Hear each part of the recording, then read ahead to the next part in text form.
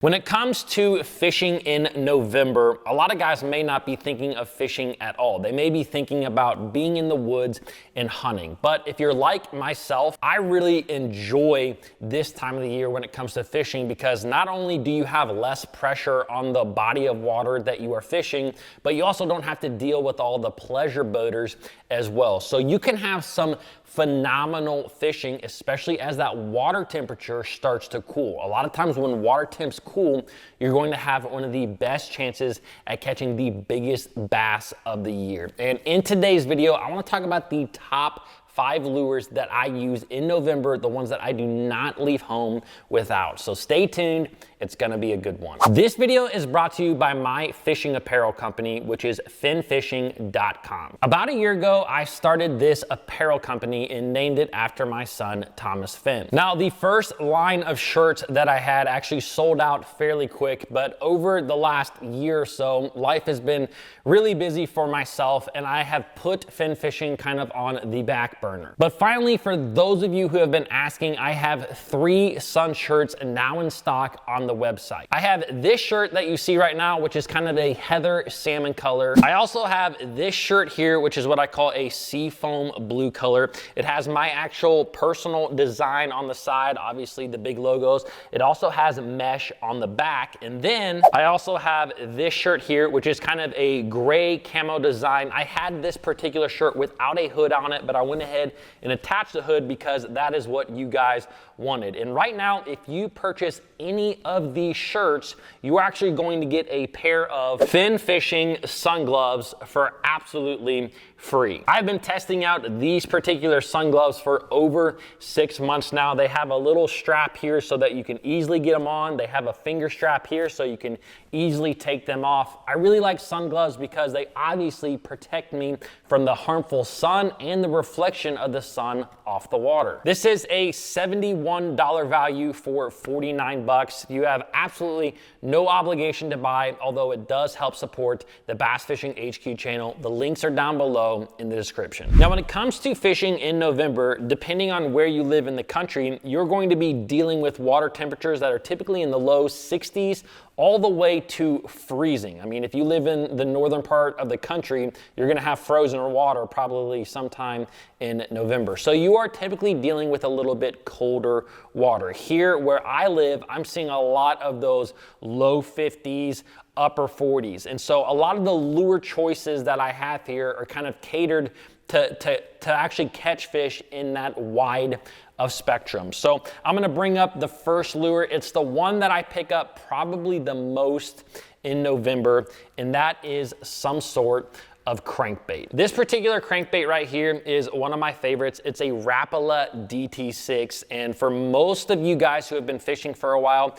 you know how good of a cold water crankbait the Rapala DT6 is. Now, the reason that the DT6 will outperform a lot of other crankbaits this time of the year is, 1, it's made out of balsa, and 2, because of the action of this bait. It has a very tight wiggle. It's not a very big, wide wobble. And in cold water situations, that tight wiggle tends to outperform all other crankbaits. And not only does it have that tight wiggle, but also if you listen to it, if I hold the hooks here, there is just a really silent rattle in there. So this is just a very subtle bait. And for me, anytime I'm fishing in cold water, I like subtle lures. Subtle lures will tend to get bit more, especially when you get into really cold water, water that's in the 40s or even in the 30s. Now, another crankbait that has grown a ton on me over the last couple of years is the Berkeley Fritz side bait. Now,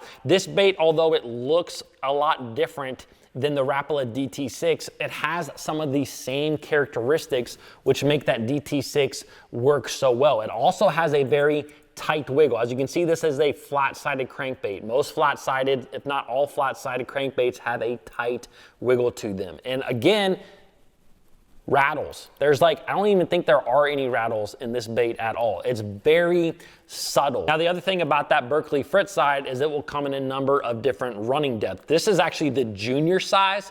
You can throw it on a bait caster, you can throw it on a spinning rod. This is one of my all-time favorites if I'm fishing for those cold water, shallow bass. When it comes to colors of a crankbait, in the fall, I don't think that there is a perfect color. You know, for me, I do throw a lot of chartreuse or chartreuse blackback, chartreuse blueback in the fall.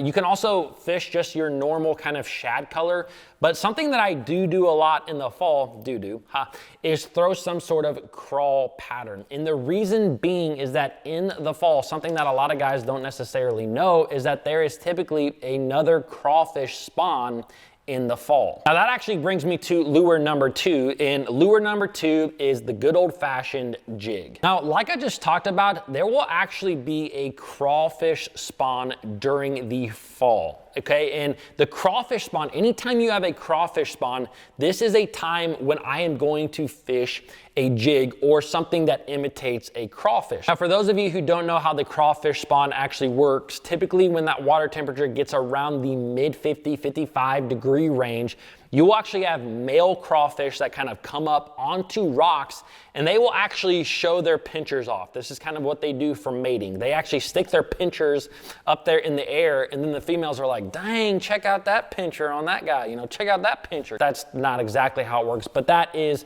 what happens. And so basically, the crawfish will expose themselves. And so the bass will go on the feed bag. They will pick off all these crawfish that are down there showing off their pinchers. So anytime there is a crawfish spawn, I am going to throw a jig. This happens in the spring, it happens in the fall. This is why a jig bite can be so good in that colder water period. Now, for me, the size of the jig is probably the most important. When it comes to early fall, I'm typically throwing kind of my 1/2 ounce standard jig. Like this one here is the Strike King structure jig. If you guys have been around, you know that I love this jig right here. But as the year progresses and it gets colder and colder and colder, when I get into those water temperatures that are in the low 50s, upper 40s, I am going to lighten that jig up. One of my favorite jigs is actually a Strike King Bitsy Bug, the really small 1/4 ounce jig. And I will still throw it on bait cast equipment, but I will downsize my equipment. I will use a 7-foot rod and 12-pound line with a 1/4 ounce Bitsy Bug. And that presentation works really, really well in cold water. And I've done this in both lakes and in ponds. So a jig is definitely a bait you gotta have in the month of November. Now, the third lure is one that I'm probably not going to spend a ton of time on because it's a little bit controversial, but it is definitely a lure that you should have tied up in November, and that is the Alabama rig. The Alabama rig is bar none one of the best ways to catch big bass in cold water situations. When this lure or setup, I don't even know how to explain it, hit the bass fishing industry, it really kind of flipped the bass fishing industry upside down because guys were winning huge tournaments, all throwing an Alabama rig. Literally, like, you would have a top 10 out of 200 guys and everyone in the top 10 was throwing the exact same thing. Now, because of all that, the Alabama rig has actually been banned in a lot of different tournaments. But if you want to go out there and just have fun, this bait will catch bass when literally nothing else will. And it's an aggressive bite. It is an extremely fun bite. I throw it on 20-pound fluorocarbon line, a 7-foot, 6-inch rod, and it is just a really fun way to go out there and catch fish. And I've caught a lot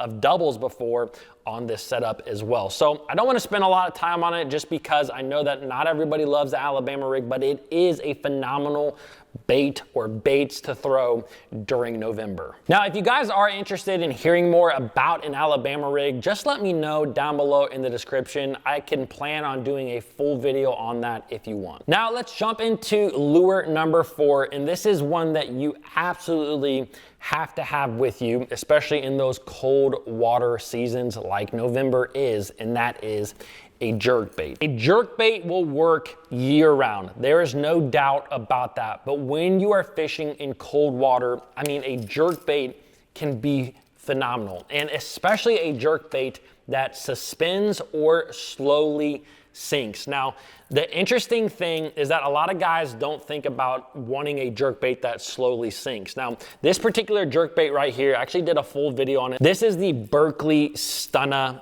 jerk bait, and this was designed by Hank Cherry, and he actually designed this bait to slowly, and I mean very slowly, sink down, just like this. I know that that doesn't seem like a big deal, but I have seen this firsthand experience where having a bait that slowly sinks like this will get you far more bites than a bait that perfectly suspends. A couple of years ago, I was actually fishing with a mega bass jerkbait, another one of my favorite jerk baits to use. But I had put different hooks on this particular bait, and those hooks were a little bit bigger, and it was making that jerkbait slowly sink. Now, I ended up losing that jerkbait to a muskie, and after that, I picked up another one of the exact same jerkbaits, but I didn't change the hooks on it. I threw it out there, and I literally stopped getting bit. I would not catch any fish at all on this bait, and I didn't understand it. I'm like, this is the exact same bait. Why am I not getting